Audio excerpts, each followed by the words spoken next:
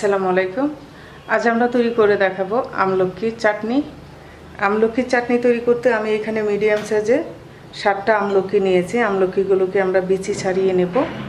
আর নিয়েছি 1 কাপ ধনিয়াপাতা কুচি। আমলকিগুলোকে আমি বিচি ছাড়িয়ে টুকরো করে নিয়েছি। একটা ব্লেন্ডারে জার নিয়ে নিচ্ছি। এর মধ্যে দিয়ে দিচ্ছি আমরা আমলকি,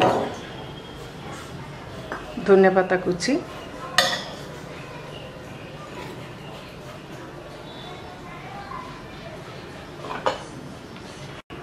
দিয়ে দিচ্ছি 1 ইঞ্চি পরিমাণ আদা,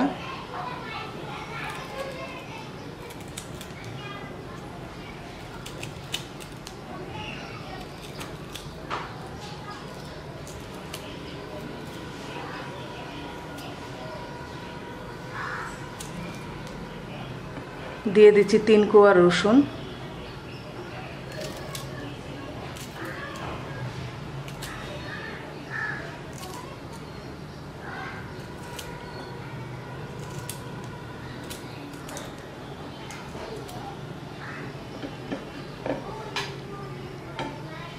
দিয়ে দিচ্ছি 4টা কাঁচামরিচ,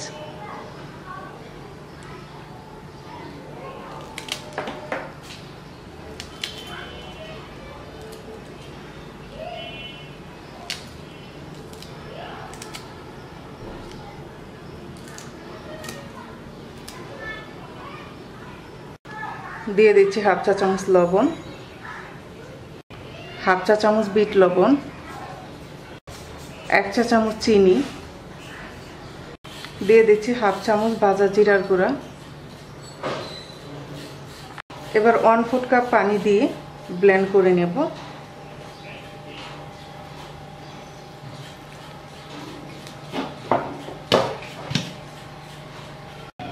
ব্লেন্ড করে নেওয়া হয়ে গেছে।